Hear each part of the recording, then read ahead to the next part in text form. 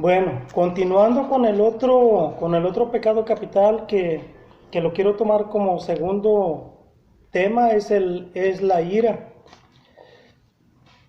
Como ustedes vieron en el video pasado de la soberbia, les había anunciado yo que la soberbia la vamos a encontrar en los otros pecados. Y aquí en este pecado lo vamos a encontrar mucho, mucho. Porque la ira viene también de la soberbia. Y la ira te lleva a cometer más pecados. Por eso se llaman pecados capitales. Porque, por ejemplo, este pecado capital te puede llevar a asesinar. Y el asesinato es un pecado mortal. Entonces, por eso es que se llaman pecados capitales. Porque te llevan a cometer muchos otros pecados. Encabezan una retahíla de pecados, como les dije al principio en el otro video.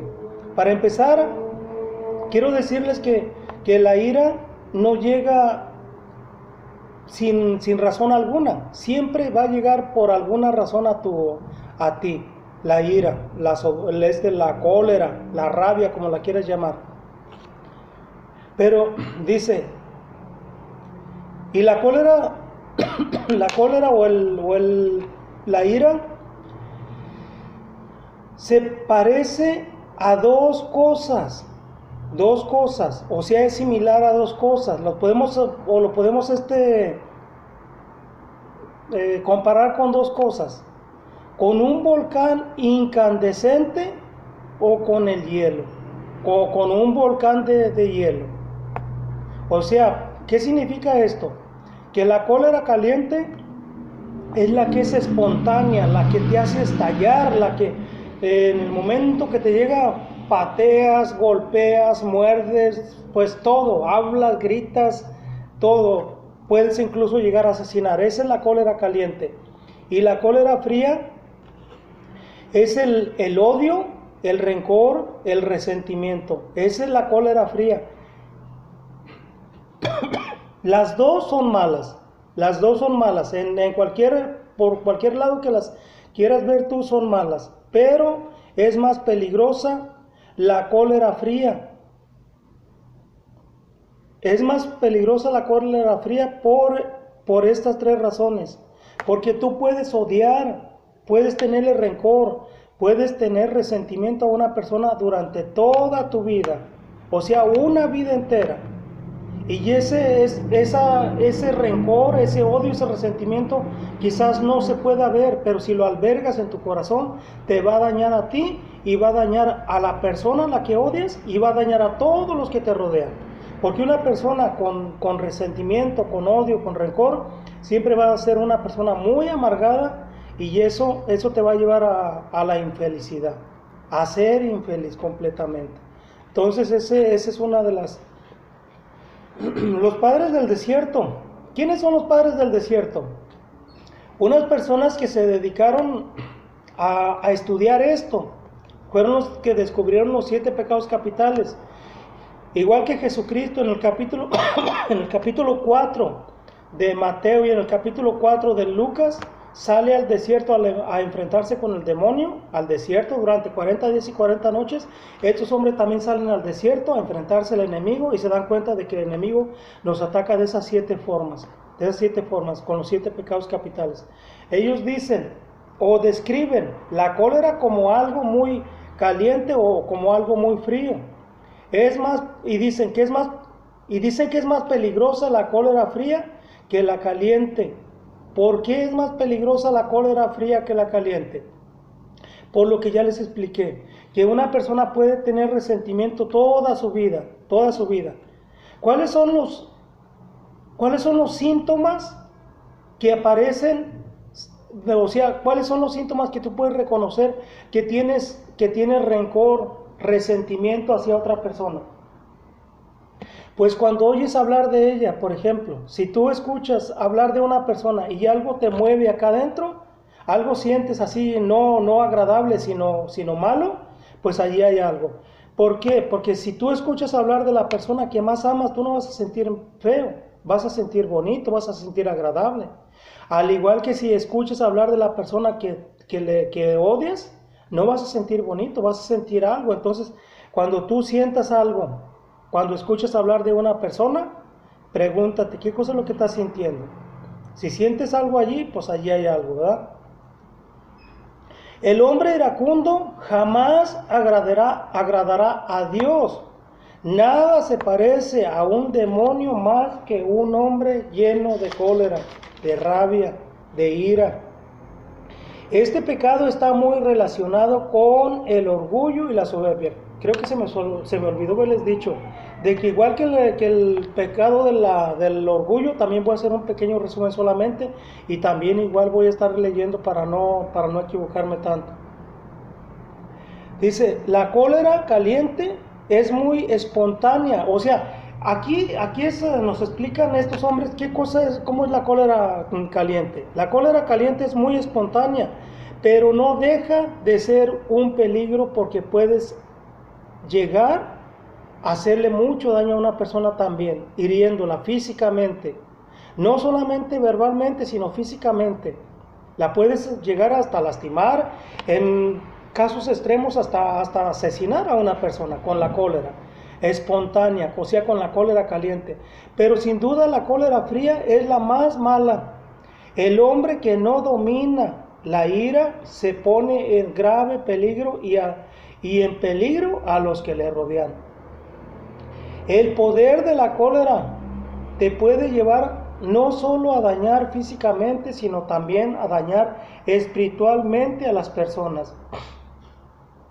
En el Evangelio de Mateo, en el capítulo 5, les dejo esta cita para que la lean, no la voy a leer aquí, la lean en el capítulo 5, versículo 22, allí habla acerca de esto. Allí Jesucristo nos advierte muchas cosas de esto. Dice, ¿cómo puedo combatir la cólera? ¿Cómo se puede combatir esto? Pues si ya sé yo que soy colérico, que estallo en rabia, que estallo en rabia por cualquier motivo, pues lo mejor que puedo hacer es orar, pedir a Dios que me ayude con ese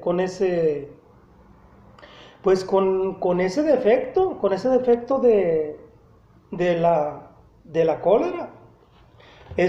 No sé, hacer cosas que, o sea, y también lo razonable, o sea, como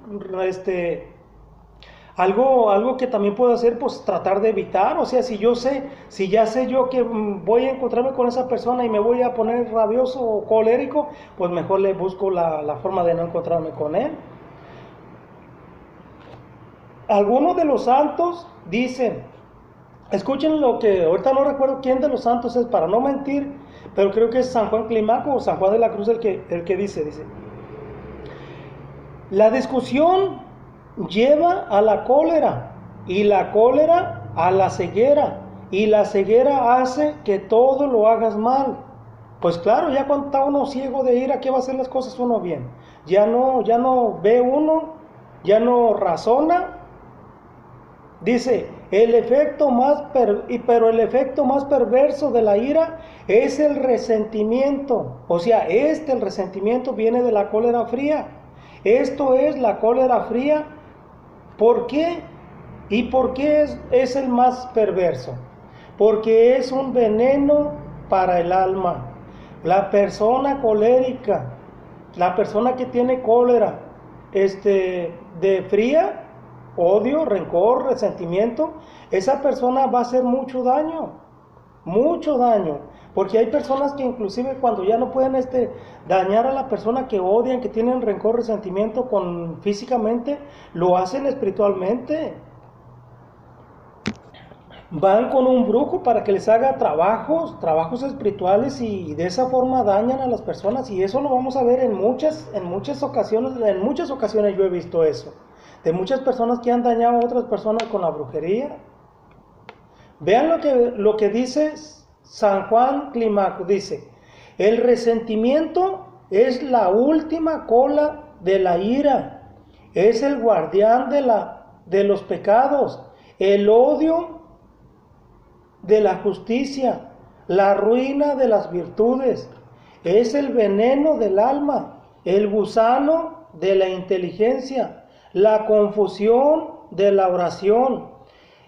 el exterminio de la plegaria, el exterminio del amor, es un clavo clavado en el alma. Todo esto mata el amor, hermanos. Todo esto, estos sentimientos de odio, rencor, resentimientos, poco a poco van matando el alma a la persona. Esa es la cólera fría. Esa es la cólera fría. Dice, en las personas más mansas, o sea, en las personas más mansas también existe todo eso. Ahora sí, como luego dice el dicho, de corazones, caras vemos, corazones no sabemos. De otra forma, ¿cómo podemos combatir la cólera? Hay otra forma, con mansedumbre. Con mansedumbre. ¿Qué significa la mansedumbre? ¿De dónde viene la palabra mansedumbre? La palabra mansedumbre viene de manso, no de menso, de manso. ¿Ustedes recuerdan lo que Jesucristo dijo por ahí en el Evangelio? Imítenme a mí, que soy manso y humilde de corazón. De ahí viene la palabra mansedumbre. Entonces, pues esto es así, combatir la ira con mansedumbre. ¿Qué significa mansedumbre? Pues mansedumbre viene de ser una persona apacible, tranquila, que no cualquier cosa lo exalta. Esa es una persona mansa. Dice, escuchen lo que dicen estos santos. Dice, la mansedumbre es la ausencia de la ira. Es una victoria sobre la naturaleza que se torna apacible frente a las ofensas, precio de una lucha espiritual. Esto es la mansedumbre. Sigue diciendo, la mansedumbre es el estado apacible del alma, que permanece igual en la alabanza como en la humillación de los labios cuando el corazón está agitado. Esa es la mansedumbre.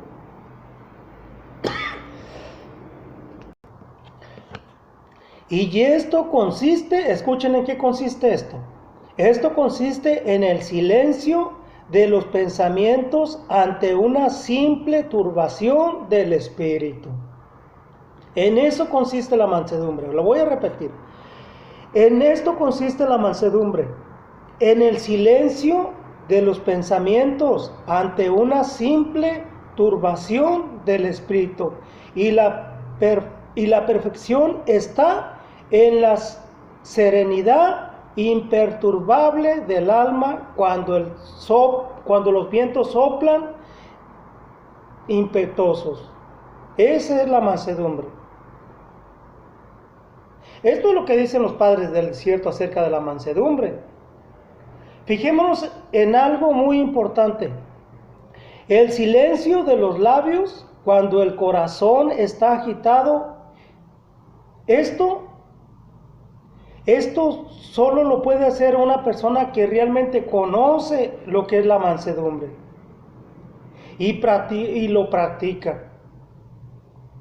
Uno de los padres del desierto advierte esto. Escuchen lo que dice, lo que advierte uno de los padres del desierto. Dice, hay que impedir que la cólera llegue al corazón, y si ya llegó allí, hay que hacer que no se vea en el rostro, y si se muestra en el rostro, hay que guardar la lengua. Si ya está en nuestros labios, hay que impedir que llegue a los actos y eliminar lo más pronto posible ese sentimiento del corazón. Esto lo advierte uno de los santos. O sea, si hay que impedir que la cólera llegue a tu cara, que se note en tu cara. Y si ya llegó, pues hay que evitar ahora que entonces que llegue a los labios, que salga de tu boca. Y si ya empezó a salir, pues hay que tratar de evitar llegar a los actos y eliminar lo más pronto posible eso del corazón. ¿Por qué? Porque de allí va a comenzar el resentimiento, el odio, el rencor hacia aquella otra persona. Entonces, lo más pronto que puedas sacar eso de allí. Ya ofendiste, ya lastimaste, ya gritaste, pues ve al confesionario. Ve a pedir perdón al Señor, arrepiéntete de eso, pide perdón, ve al confesionario y comienza otra vez. Levántate, en otras palabras, ya caíste, ya te caíste, ahora levántate. Dios no se molesta tanto, hermanos, porque uno caiga cada rato. Dios se molesta, a Dios le duele más bien esto, que uno caiga y se quede uno ahí tirado. Que no vayas al confesionario. Eso es lo que más le desagrada a Dios. ¿Y esto cómo se hace? O sea, todo esto que acabo yo de decir, de que dicen estos hermanos, de que dicen los santos, ¿cómo se hace? De dos maneras: escuchando y pensando. O sea, cuando ya estás en el momento de la cólera, ya llegó a tu cara, ya salió de tus labios, ya llegaste a los actos, pues en ese momento trata de pensar y trata de escuchar. ¿Se acuerdan lo que yo les decía al principio? Que cuando uno está colérico, pues no escucha uno. La persona que tienes enfrente te puede decir: oye, espérate, detente, mira, escúchame. Tú no la escuchas, pero si lo intentas, podrás lograr mucho. O sea, si intentas escucharla, si intentas pensar, vas a evitar muchas cosas. Por supuesto que la mansedumbre no tiene nada que ver con la debilidad. Esto es muy importante entenderlo, hermanos, porque hay mucha gente que no lo entiende. Hay mucha gente que ve a una persona con mansedumbre, una persona mansa, y dicen: ese es un menso, ese es un tonto, este se deja de todo. Estos no sabe ni lo que está, esa persona no sabe lo que esa persona está ganando al ser una persona mansa y humilde de corazón. Por supuesto que la mansedumbre no tiene nada que ver con la falta de carácter, porque muchos podrían pensar que si eres manso, eres un tonto. Santo Tomás de Aquino, escuchen lo que dice Santo Tomás de Aquino acerca de esto. Dice que la mansedumbre pertenece a la fortaleza, o sea, la mansedumbre viene de la fortaleza, de lo fuerte que eres, pero no físicamente, sino espiritualmente. Ahorita les voy a explicar por qué. Solo dice, voy a repetirlo otra vez: la mansedumbre pertenece al don de la fortaleza. En otras palabras, la fortaleza solo viene de los fuertes y no de los débiles. Aquí voy a hacer un pequeño paréntesis para poner un ejemplo de esto.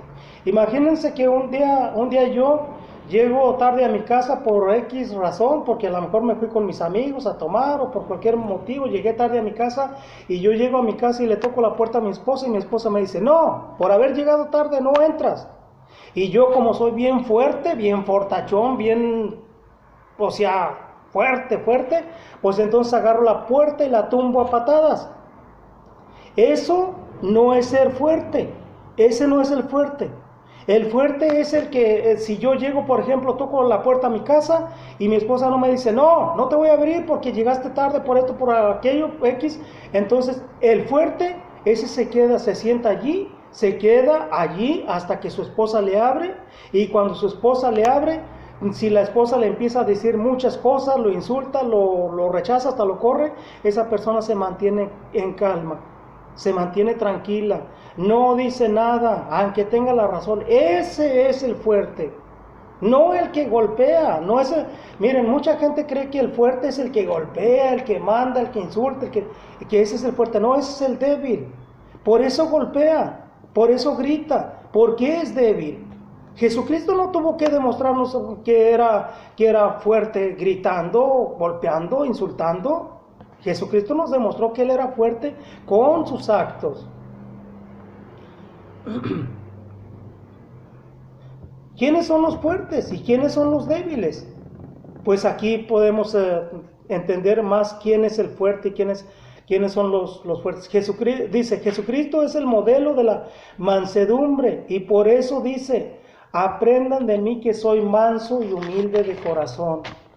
¿Por qué comienza la violencia? La violencia siempre va a comenzar por una razón. ¿Y saben cuál es la razón? Aquí vemos en acción el orgullo. O sea, cuando una persona, cuando la cólera comienza, podemos ver allí en acción el orgullo, la violencia o ira comienza siempre porque yo quiero que todas las cosas comiencen desde mí. O sea, desde mí y para mí, no para nadie más. O sea, cuando yo quiero que las cosas se hagan como yo quiero, cuando yo quiero y donde yo quiero, y si no se hacen, pues entonces me enojo, me irrito, caigo en la cólera, en la rabia, y eso ¿de dónde viene? De la soberbia. En otras palabras, yo quiero que todo sea como yo quiero y como yo digo. El violento, iracundo, o sea, eso es lo que dice, lo que hace. Yo soy como soy. El violento, el iracundo dice, yo soy como yo soy, nadie me va a cambiar. Acéptenme como yo soy. Yo soy así. Yo soy así, a mí nadie me va a cambiar. Y más vale que me acepten mejor como soy. Y después de eso, manipula todo diciendo, es mi ley. Si tú dices blanco, él dice negro. Y después de allí viene la crueldad, la división y la guerra. O sea, ya cuando esa persona te dice, yo soy como soy y a mí me van a aceptar así, yo no voy a cambiar y todo eso, pues de allí ya después vienen los insultos, la violencia, la división y la guerra. ¿Algunos remedios para esto? Bueno, lo primero que hay que tener bien claro es que el enfadarse no viene de los cristianos. O sea, un cristiano no tiene por qué llegar a todo esto. Eso es lo primero que hay que ver. En la carta a los Efesios, también les dejo estas citas aquí para que ustedes las vayan y las busquen. En la carta a los Efesios habla mucho de esto. En el capítulo 4, versículo 29 al 32, dice, no salga de tu boca palabras dañosas. Y allí pueden seguir leyendo lo que dice todo. Segundo, mirar la paciencia de Cristo. O sea, tú quieres ya no caer en ese estado de descomposición de tu rostro, de tus actos, pues mira la paciencia de Cristo. Y claro, la oración, o sea, ora mucho para que no te pase esto.